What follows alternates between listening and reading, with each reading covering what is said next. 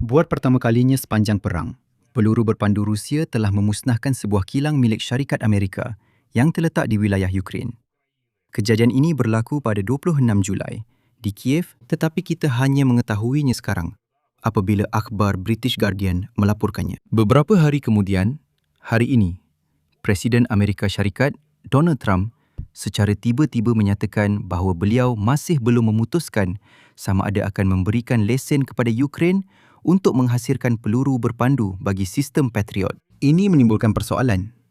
Adakah benar Vladimir Putin berjaya menakutkan Donald Trump dengan serangan ke atas kilang Amerika di Kiev? Pada masa yang sama, Volodymyr Zelensky memaklumkan bahawa Rusia buat pertama kalinya dalam hampir setahun telah menyerang rakyat Ukraine dengan peluru berpandu balistik Korea Utara dan malangnya, satu keluarga telah terkorban. Sementara itu, di Rusia sendiri, gudang dan kilang terus terbakar. Khususnya, kali ini pasukan pertahanan Ukraine sekali lagi menyerang kilang penapisan minyak dan gudang Walberis. Tetapi terdapat juga tanda-tanda bahawa pasukan pertahanan Ukraine turut sampai ke ozon.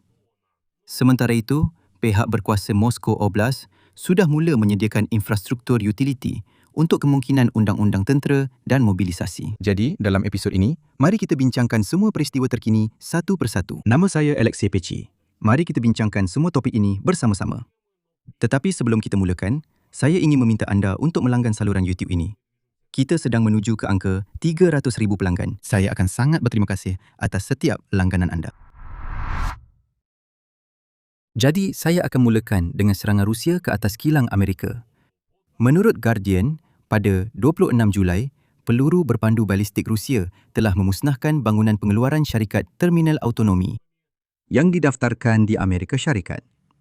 Syarikat ini menghasilkan drone serangan dengan sistem panduan berasaskan kecerdasan buatan yang tahan terhadap peperangan elektronik Rusia. Di syarikat itu, menurut maklumat dari penerbitan tersebut, sehingga 1,000 drone pelbagai jenis dipasang setiap bulan, termasuk drone serangan AQ-400 Skyte, AQ-100 Bayonet dan drone peninjau RQ-100 Scout. Di laman web syarikat itu dinyatakan bahawa mereka mengeluarkan petikan munisi berkeliaran dengan kecerdasan buatan dan munisi berketepatan tinggi yang sudah digunakan secara aktif terhadap sasaran musuh di barisan hadapan.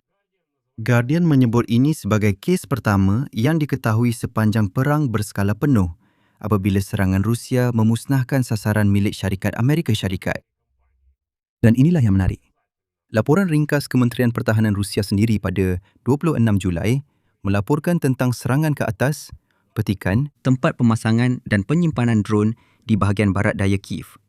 Cuma, nama syarikat itu tidak disebutkan ketika itu. Maksudnya, pihak Rusia sendiri telah mengesahkan serangan ke atas objek seperti itu. Guardian memetik kata-kata bekas pegawai kanan perisikan Amerika, Anthony Vinci, dan beliau berkata seperti berikut. Bagi pihak Rusia, mereka tidak peduli siapa pemilik objek pengeluaran itu. Ia tetap menjadi sasaran. Dan di sinilah Guardian membuat catatan penting. Serangan itu mungkin mempunyai makna dalam konteks rancangan Amerika Syarikat untuk membenarkan Ukraine menghasilkan sistem persenjataan buatan Amerika, khususnya peluru berpandu pemintas Patriot. Menurut penilaian pakar, jika pengeluaran seperti itu ditempatkan di Ukraine, Rusia mungkin akan cuba menyerangnya juga. Dan jelas bahawa Kremlin sebenarnya cuba menghantar isyarat seperti itu kepada Washington. Kononnya, jika kilang pengeluaran peluru berpandu Patriot dibina di Ukraine, mereka akan menyerangnya. Sebaliknya, ini juga merupakan satu ujian untuk melihat bagaimana Donald Trump akan bertindak balas terhadap fakta bahawa orang Rusia sudah menyerang harta milik Amerika. Kononnya, adakah beliau akan mempertahankan kepentingan kedaulatan rakyat Amerika atau tidak? Dan di sinilah, malangnya, Donald Trump nampaknya telah berundur.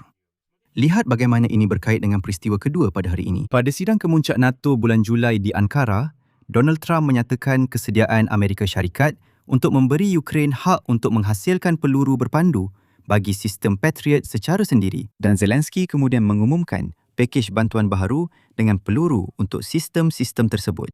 Semasa lawatan delegasi Ukraine ke Washington minggu ini, Zelensky dan Trump sekali lagi membincangkan isu pemindahan lesen untuk pengeluaran peluru berpandu Patriot. Dan Zelensky memberi bayangan bahawa dalam isu ini, kedua-dua pihak telah membuat kemajuan dan isu tersebut hampir selesai. Saya ingin nyatakan dengan segera bahawa ya, terdapat kabar angin bahawa syarikat Boeing telah menolak untuk memindahkan teknologi panduan kendiri bagi peluru berpandu ini. Tetapi di sini perlu diingat bahawa syarikat Boeing tidak pernah memindahkan lesen ini kepada Jepun atau Jerman walaupun kedua-dua negara itu mempunyai lesen untuk menghasilkan peluru berpandu tersebut.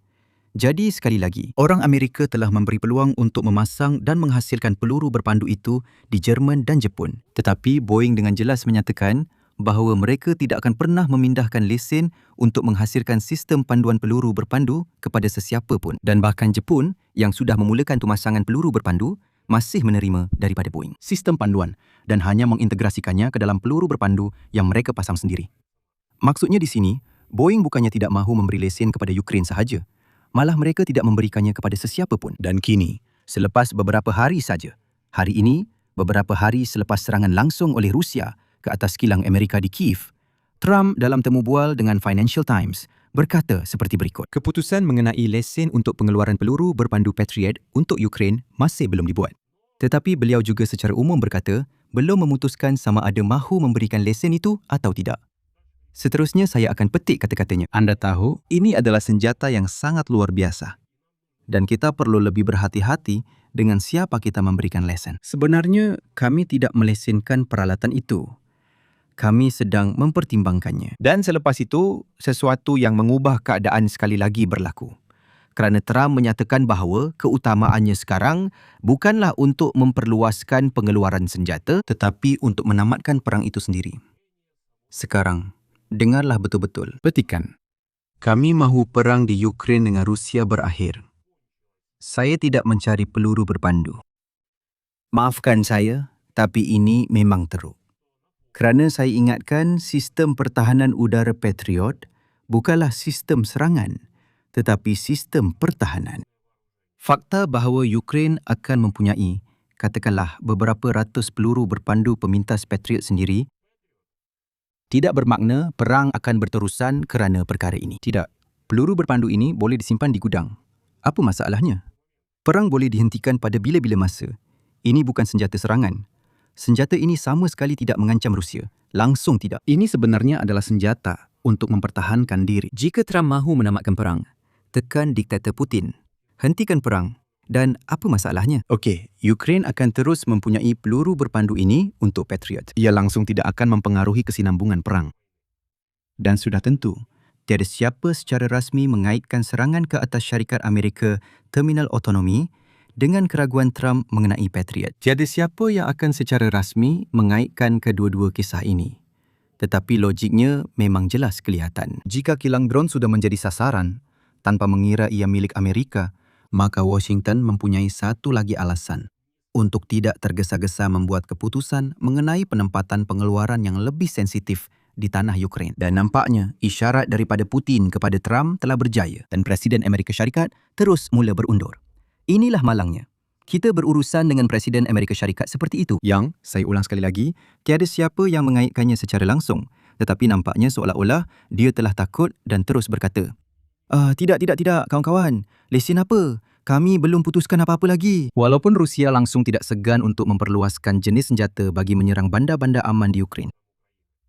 Volodymyr Zelensky menyatakan bahawa ketika serangan ke atas penempatan Radushne di wilayah Dnipropetrovsk berhampiran Kryvyi Rih pada malam 30 Julai, Rusia buat pertama kali dalam hampir setahun telah menggunakan peluru berpandu balistik buatan Korea Utara. Seterusnya, petikan Presiden Ukraine. Gabungan penjahat Moskow dengan rejim gila di Korea Utara. Demi peluru berpandu, demi kontingen Korea Utara di sini, di Eropah, di sempadan kita, dan demi membunuh anak-anak Ukraine kita. Saya ingin mengingatkan, pada malam 30 Julai itu, ketika serangan ke atas rumah persendirian, satu keluarga telah terbunuh. 6 orang, termasuk 3 kanak-kanak, seorang bayi perempuan berusia setahun dan 2 remaja lelaki berumur 13 dan 17 tahun. Dan seperti yang diketahui, radar Ukraine telah mengesan jejak yang menjadi ciri peluru berpandu KN-23 atau KN-24, iaitu peluru berpandu dari Korea Utara. Penggunaan terakhir senjata seperti itu yang disahkan telah direkodkan hampir setahun yang lalu. Ini bermakna Rusia sekali lagi menggunakan peluru berpandu dari Korea Utara.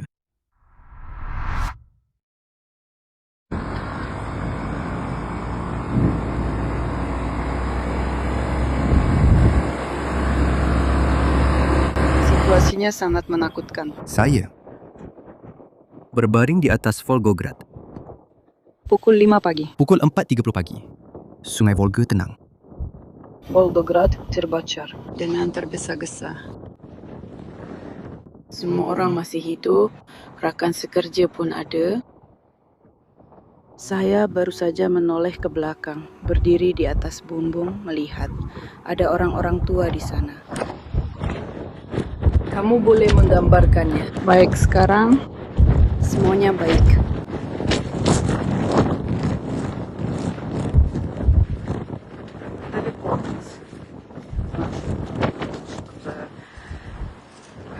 Penerimaan. Asapnya juga memang besar. Sangat. Sekarang dari sini, baiklah, oke.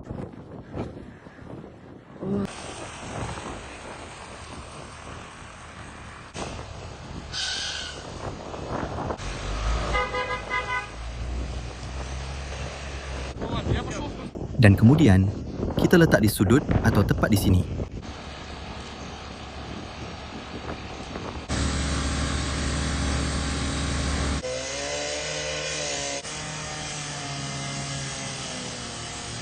Dan sekarang tentang apa yang berlaku di dalam Rusia sendiri selari dengan semua ini.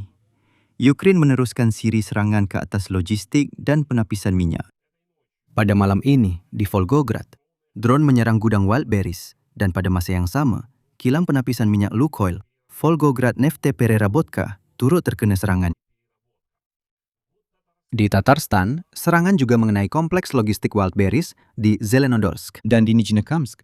Menurut laporan penduduk, lebih daripada 30 letupan, kedengaran dan nyalaan api besar muncul di atas kilang minyak tempatan. Pendek kata, memang terbakar teruk di sana. Sebenarnya ini adalah kesinambungan kempen yang telah berlangsung sejak 18 Julai. Sepanjang tempoh ini, lebih daripada 10 gudang Wildberries di seluruh Rusia telah diserang. Setakat hari ini, lebih daripada 10 gudang Wildberries telah terbakar dan jelas serangan ini akan berterusan.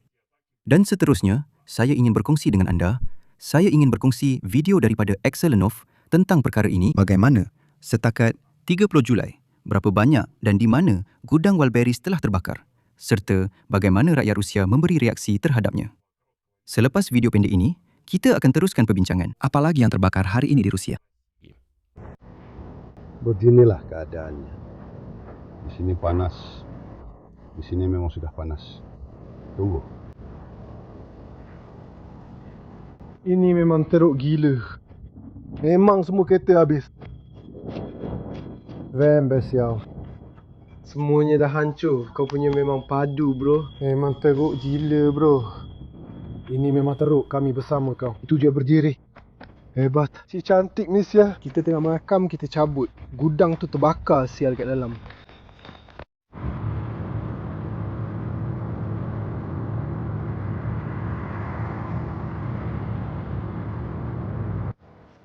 Inilah yang sedang berlaku dengan gudang WB Krasnodar. Semuanya terbakar.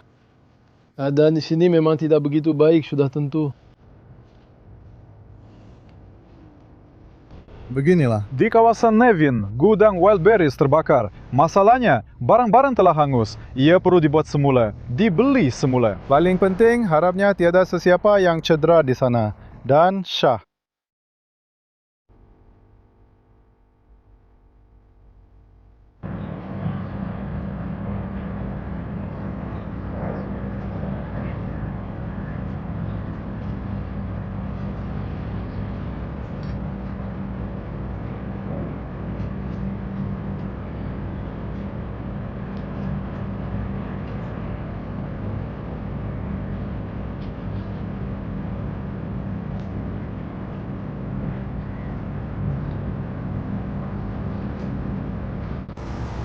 Sari kata disediakan oleh Simon.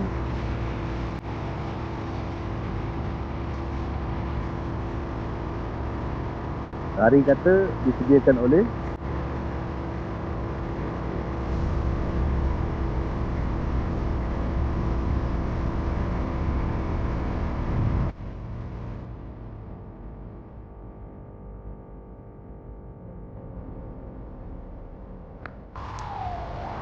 Sari kata disediakan oleh Simon.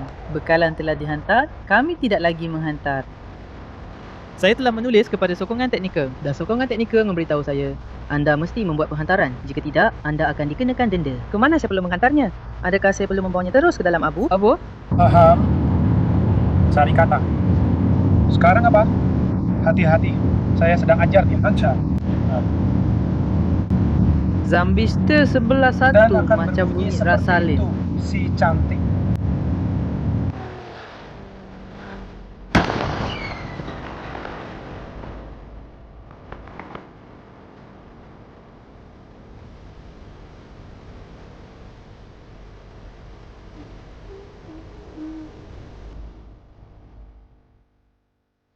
Pada hari yang sama, 31 Julai, di Vladivostok, gudang peruncit elektronik terbesar Rusia, DNS, telah terbakar. Dan kini, pemilik bersama syarikat itu, Dmitry Alexeyev, menulis bahawa kerugian sangat besar, tetapi beliau sendiri menjelaskan bahawa kemungkinan berlakunya campur tangan luar adalah sangat rendah. Maksudnya, ini nampaknya adalah kebakaran biasa, tidak berkaitan dengan serangan udara, atau mungkin juga berkaitan. Anda tahu, intinya bukan itu.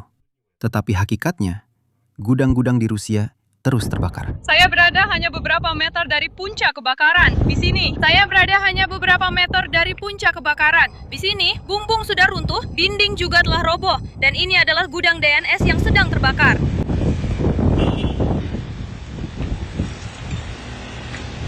Kami terus bekerja di kebakaran gudang DNS, dan di belakang saya jelas kelihatan bagaimana bangunan itu sedang marak terbakar di dalamnya. Sementara itu, jumlah jentera telah ditambah kepada 10. Dan lebih daripada 40 orang sedang mengambil bahagian dalam usaha memadam kebakaran ini. Di sini memang langsung tak boleh bernafas. Lihatlah betapa tebalnya asapnya.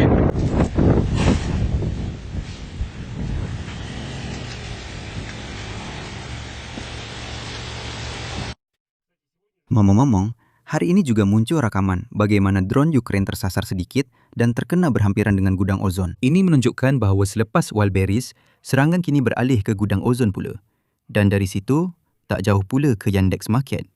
Tak jauh. Akan bersambung. Perhatian, fokus. Sial. Bajingan sialan.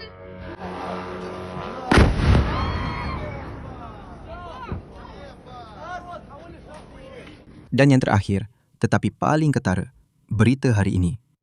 Pihak berkuasa wilayah sekitar Moskow telah mula menyediakan kemudahan utiliti sekiranya berlaku undang-undang tentera dan mobilisasi. Ini adalah sebahagian daripada gambaran yang lebih luas yang telah direkodkan oleh media pembangkang Rusia, Verska dan Kisah Penting dalam beberapa minggu kebelakangan ini. Beberapa sumber dalam pihak berkuasa persekutuan dan wilayah tidak menolak kemungkinan pengenalan undang-undang tentera atau elemennya di Rusia.